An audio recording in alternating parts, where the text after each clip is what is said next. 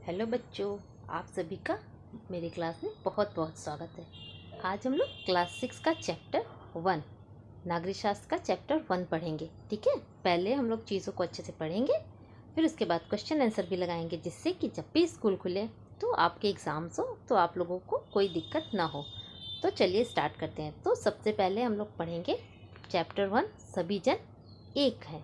ठीक है, तो चलिए, बॉक्स में लिखी कविता आपने ज़रूर पढ़ी होगी और सुनी भी होगी। देखिए बॉक्स में कौन सी कविता है, तो ध्यान से देखिए बॉक्स की कविता। हिंद देश के निवासी सभी जन एक है, रंग रूप वेश भाषा चाहे अनेक है।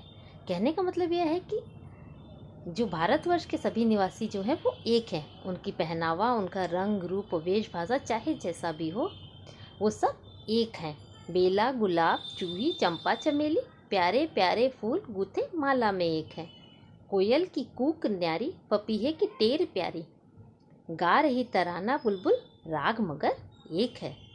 गंगा जमुना ब्रह्मपुत्र कृष्णा कावेरी जाके मिल गई सागर में, हुई सब एक है। तो बच्चों देखिए, इस पोयम से हमें क्या सीखने को मिलता है कि चाहे जैसा भी रंग रूप वेश भाषा चाहे जैसा भी हो, सभी जन एक है। मतलब हम सभी क्या हैं, भारतवासी हैं। ठीक है, तो आगे बढ़ते हैं। भारत विविधताओं का देश कहा जाता है। पोयम से, कविता से आप लोगों ने समझा, भारत जो है विविधताओं का देश कहा जाता है।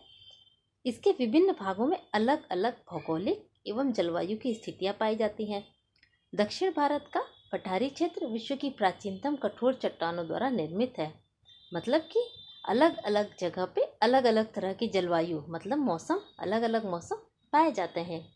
तो उत्तर में विश्व का नवीनतम सबसे ऊंचा पर्वत है हिमालय।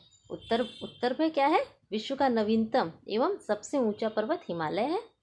इसको ऐसे निशान लगा लीजिए। भारत में एक और जहाँ चेरापूंजी और मासिनराम जैसे अत्यधिक, मासिनराम और चेरापूंजी में अत्यधिक वर्षा वाले भाग हैं, वहीं पश्चिमी राजस्थान जैसे शुष्क मरुस्थलीय प्रदेश में है। तो कहने का मतलब ये है कि भारत में चेरापूंजी और मासिनराम सबसे ज़्यादा वर्षा होती है और राजस्थान में सबसे कम वर्षा होती है। तो आगे बढ़ते हैं। संसार के विभिन्न भागों में रहने वाले लोगों का खान पान, रहन सहन, पहनावा, बोली आदि सब एक दूसरे से भिन्न है। समय समय पर विश्व के विभिन्न भागों से लोग भारत आते रहे हैं और यहाँ स्थायी रूप से यानी परमानेंट रूप से बस भी गए हैं। इन लोगों के साथ नए धर्म, नए रीति रिवाज तथा नई भाषाएं आती गईं। इससे भारत की संस्कृति में और भी ज़्यादा विविधता आ गई। ठीक है, आगे बढ़ते हैं। बोलियाँ। हमारे हिंदू समाज में हमारे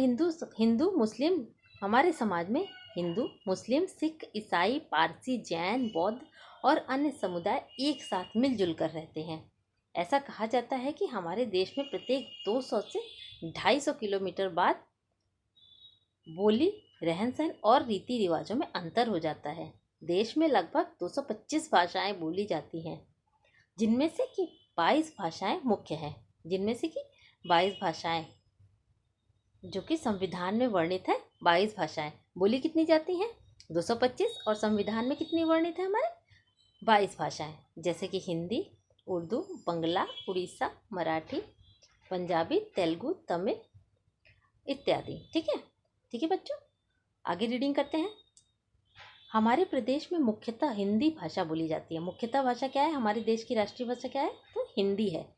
यहाँ अवधी, ब्रज, भोजपुरी, बुंदेलखंडी आदि आदि बोलियां भी बोली जाती हैं। जब हम देश के एक भाग से दूसरे भाग में आते जाते हैं तो भाषा की यह विविधता कभी कभी परेशानी का कारण भी बन जाती है। बिल्कुल बन जाती है। अगर हम दूसरी जगह जाते हैं तो हमें वहाँ की भाषा समझने में कितनी ज़्यादा दिक्कत आती है, आपको भी आती होगी। ठीक है बच्चों, दूसरी तरफ इन अलग अलग भाषाओं में लिखा गया साहित्य हमारे देश की साहित्यिक समृद्धि को भी बढ़ाता है। ठीक है, आगे रीडिंग करते हैं। भारत के त्योहारों में भी विविधता मिली हुई है। जैसे कि हमारी वेशभूषा, रंग रूप सब अलग अलग है, उसी तरह से हमारे त्यौहार भी अलग अलग हैं। विभिन्न धर्मों के अनुयायी अलग अलग, यानी विभिन्न धर्मों के अलग अलग धर्मों के मानने वालों के त्यौहार भी अलग अलग है। जैसे होली, दीपावली तथा दशहरा हिंदुओं का प्रमुख त्यौहार है। ईद मुस्लिमों का है। प्रकाश पर्व सिखों का तथा क्रिसमस ईसाइयों का प्रमुख त्यौहार है। बौद्ध लोग बुद्ध पूर्णिमा, जैन लोग महावीर जयंती तथा पारसी जो है वो नवरोज उत्साह से मनाते हैं। इन त्योहारों को भी सभी मिलजुल कर मनाते हैं। ऐसा नहीं है कि जैसे कि ये त्यौहार हिंदुओं का है तो केवल हिंदू ही मनाए, ये मुसलमानों का तो ऐसा नहीं है। सारे त्यौहार को सभी लोग एक समान एक जैसे मिलजुल के मनाते हैं। कुछ त्यौहार ऐसे भी हैं जिन्हें भारत के विभिन्न भागों में अलग अलग नामों से अलग अलग तरीक़ों से मनाया जाता है। जैसे कि बैसाखी कहाँ मनाई जाती है? पंजाब में मनाई जाती है। ओणम केरला में मनाया जाता है। पोंगल तमिलनाडु तथा मकर संक्रांति उत्तर भारत का त्यौहार है। फसल के पकने तथा काटने के अवसर पर ये सब त्यौहार अलग अलग मनाए जाते हैं। ठीक है, तो फसल के पकने और काटने के अवसर पर ये सारे फेस्टिवल्स मनाए जाते हैं, लेकिन उनका नाम बस जगह के हिसाब से अलग अलग हो जाता है। ठीक है बच्चों, आगे बढ़ते हैं। इनके अलावा राष्ट्रीय पर्व जैसे स्वतंत्रता दिवस, गणतंत्र दिवस तथा गांधी जयंती को भी हम सभी भारतवासी मिलजुल कर एक साथ राष्ट्रभक्ति की भावना के साथ मनाते हैं। ये देखिए फेस्टिवल है ना अलग अलग, दीपावली, ईद, लोहड़ी और ये है क्रिसमस। आगे बढ़ते हैं। आगे का चैप्टर है देखिए देश के विविध नृत्य, मतलब वहाँ के कौन कौन से डांस हैं। तो हमारे देश में अलग अलग क्षेत्रों की संस्कृति वहाँ के नृत्यों में झलकती है। जैसे उत्तर भारत का कथक, तमिलनाडु का भरतनाट्यम, उड़ीसा का ओडिसी तथा केरल का कथकली, ये सारे डांस अलग अलग जगह के हैं। इन नृत्यों की अपनी अलग निर्धारित पोशाकें, मतलब जो ड्रेस होता है वो अलग अलग होता है। जैसे पिक्चर में देख रहे हैं ना आप लोग, अलग अलग ड्रेस, अलग अलग पोशाकें, शैली तथा मुद्राएं होती हैं। जो उनका डांस करने का जो ये होता है एक्सप्रेशन, देखिए सब में अलग अलग होता है। ये सारे नृत्य भारतीय पौराणिक कथाओं पर आधारित है। ठीक है, पहनावे में विविधता, हमारे देश के विभिन्न भागों में पहनावे की भी विविधता दिखाई देती है। मतलब जैसे फेस्टिवल मनाते हैं अलग अलग भाषाएं बोलते हैं, रहन सहन है, तो उसी तरह पहनावा भी अलग अलग है। साड़ी और धोती अनेक स्थानों पर पहने जाते हैं, लेकिन उनके पहनने का ढंग भी बदल जाता है। साड़ी तो बहुत लोग पहनते हैं, लेकिन अलग अलग जगह पर साड़ी पहनने के तरीके भी अलग अलग हैं। पहनावों का संबंध उस क्षेत्र की जलवायु से भी होता है। कश्मीर में पहने जाने वाला फिरन जो है वो जाड़े से बचाता है। राजस्थान में पहने जाने वाली बड़ी बड़ी पगड़ियाँ, देखे होंगे आप लोगों ने पगड़ियों को, वहाँ के गर्म रेगिस्तान से मौसम से बचाती हैं। तो इस तरह पहनावे में भी विविधता है। मौसम और जलवायु के हिसाब से लोग अपने पहनावे को रखते हैं। ठीक है, आगे देखते हैं विविधता में एकता। क्या आप भारतीय क्रिकेट टीम के कुछ प्रमुख खिलाड़ियों के नाम जानते हैं? आइए इस टीम पर एक नज़र डालें। चलिए डालते हैं। महेंद्र सिंह धोनी, सभी लोग जानते हैं। Virat Kohli, very famous. Shikhar Dhawan, Rohit Sharma, R Ashwin, Yuvraj Singh, Ravindra Jadeja, Suresh Raina, Bhuvneshwar Kumar, Mohammed Shami और हार्दिक पांड्या, ये सारे क्या है? ये भारतीय क्रिकेटर हैं। इस टीम में आपने क्या खास बात देखी, आप लोग बता सकते हैं? ज़रा सोचिए और बताइए। टीम में अलग अलग प्रदेशों और धर्मों के खिलाड़ी एक साथ खेलते हैं। ये सभी खिलाड़ी विभिन्न प्रांतों एवं धर्मों से संबंध रखते हैं। देखिए अलग अलग धर्म और अलग अलग प्रांत से हैं, फिर भी वो किसके लिए खेलते हैं? भारत के लिए खेलते हैं। ठीक है, ये सभी खिलाड़ी अपने अपने क्षेत्र की अलग अलग बोलियां भी बोलते हैं, लेकिन विदेशी टीम के विरुद्ध खेलते समय ये सभी खिलाड़ी एक सूत्र में बंधकर देश के लिए खेलते हैं। मैंने अभी बताया कि भले ही अलग अलग हो, लेकिन खेलते किसके लिए? भारत के लिए है। भारत के लिए जीत हासिल करके इसका मस्तक जो है ऊंचा करते हैं। सचिन तेंदुलकर को भारत के सर्वोच्च सम्मान भारत रत्न से सम्मानित किया गया। देखिए सचिन तेंदुलकर को भारत के सर्वोच्च सम्मान, भारत का सबसे बड़ा सम्मान कौन सा है? भारत रत्न से सम्मानित किया गया है। ठीक है बच्चों, आगे देखते हैं। कितनी बड़ी बात है। आपने अपने बड़ों से आज़ादी की लड़ाई की कहानी भी सुनी ही होगी। हमारे देश को गुलामी की जंजीरों से निकालने के लिए देश के कोने कोने से अलग अलग धर्मों और जातियों को लोग एकजुट होकर संघर्ष किया। इस लड़ाई में सबने अपना योगदान दिया। चलिए देखते हैं। आज़ादी की लड़ाई महात्मा गांधी, चंद्रशेखर आज़ाद, भगत सिंह, अशफाक उल्लाह खां तथा सुभाष चंद्र बोस के योगदान की जानकारी एकत्र कीजिए। ठीक है, चलिए ये आपका होमवर्क है। ठीक है, इनके चित्र भी एकत्र करके अपनी कॉपी में लगाइए। ठीक है, आगे देखते हैं। हमारे समाज की विविध चिंताएं। हमारे समाज में जाति के आधार पर भेदभाव देखने को मिलता है। निम्न यानी नीचे समझे जाने वाली जातियों को उनके अधिकार दिलाने के लिए महात्मा गांधी, ज्योतिबा फुले एवं डॉक्टर भीमराव अंबेडकर जी ने जैसे महान विभूतियों ने महत्वपूर्ण योगदान दिया। हमारे देश की स्वतंत्रता के बाद संविधान बनाते समय डॉक्टर अंबेडकर जी ने अस्पृश्यता या फिर छुआछूत को मिटाने के लिए बहुत ही महत्वपूर्ण सुझाव दिए। छुआछूत को अब कानूनी रूप से समाप्त कर दिया गया है। भारत में प्रत्येक नागरिक को, चाहे वह किसी जाति, धर्म, लिंग या फिर धर्म का हो, समान अधिकार, सबके लिए समान अधिकार है। सभी को सरकारी नौकरियां पाने में समान अवसर दिया गया है। वर्षों से भेदभाव से पीड़ित जातियों को समाज की मुख्य धारा से जोड़ने के लिए संविधान में उनके लिए सरकारी सेवाओं के लिए आरक्षण की भी व्यवस्था की गई है। बाल श्रम हमारे देश की मुख्य चिंताओं में से एक है। बाल श्रम से आश्रय है 14 वर्ष की आयु से छोटे बच्चों से मजदूरी कराना। गरीबी और अशिक्षा बाल श्रम का मुख्य कारण है। ठीक है, इसीलिए सभी को शिक्षित होना बहुत ही ज़्यादा आवश्यक है। बाल श्रम से बच्चों की शिक्षा एवं स्वास्थ्य प्रभावित होता है। हमारे देश में 6 से 14 वर्ष की आयु के बच्चों को शिक्षा का अधिकार दिया गया। साथ ही बाल श्रम के खिलाफ सख्त कानून भी बनाए गए हैं। मगर मानते कितने लोग हैं बच्चों, आपको पता है? बहुत कम लोग मानते हैं। आज भी वैसी ही स्थिति है।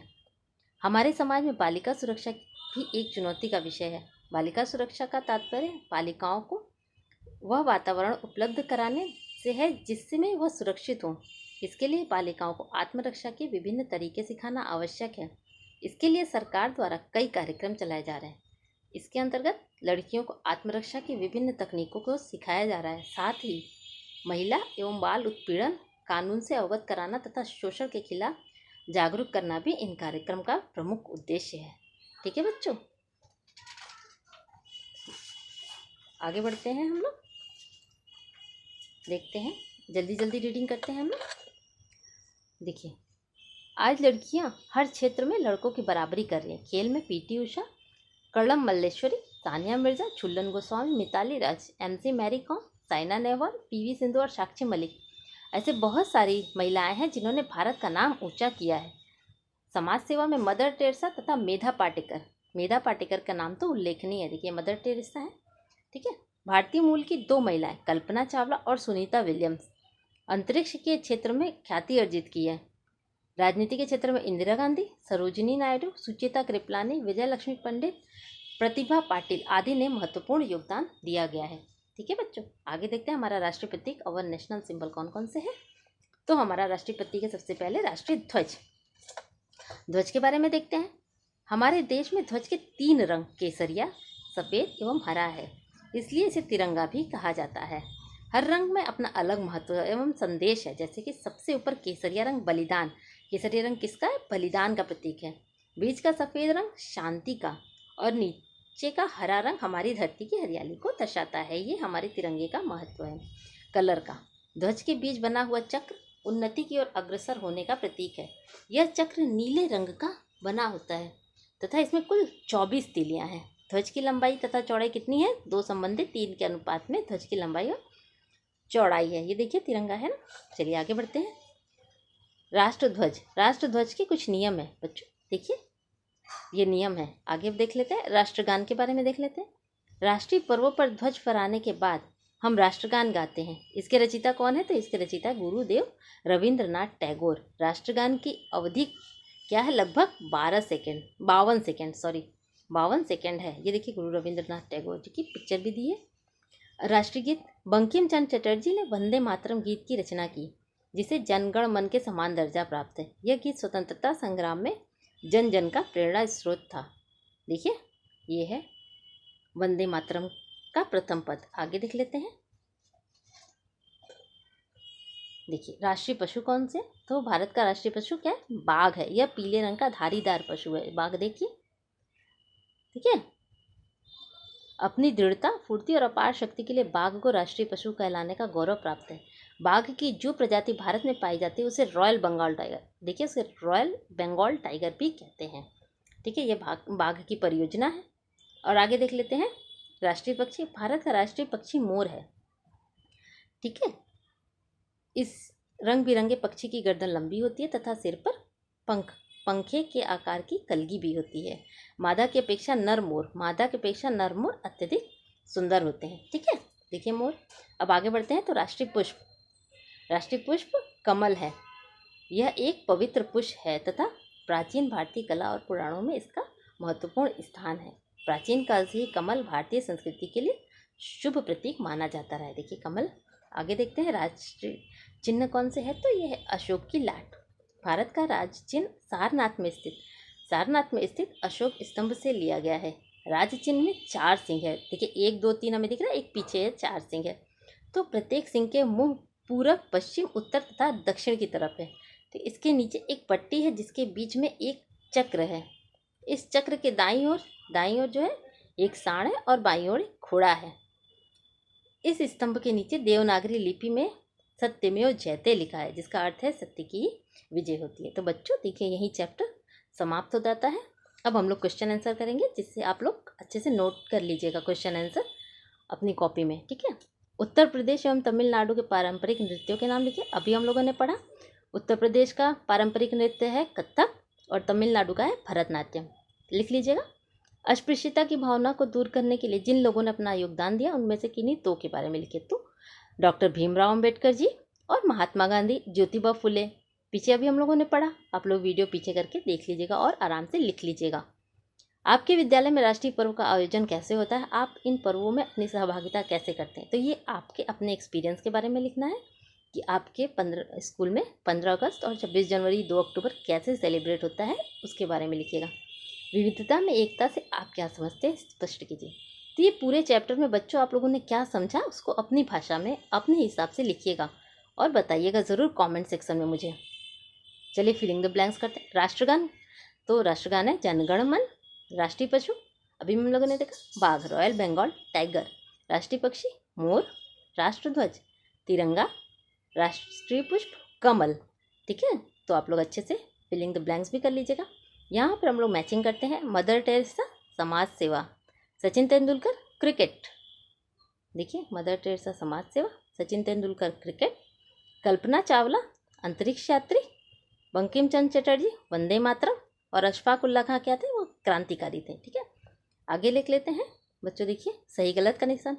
नवरोज ईसाइयों का प्रमुख त्यौहार है, आप लोग बताइए। बिल्कुल सही, विराट कोहली क्रिकेट खिलाड़ी है, ये तो सबको ही पता होगा।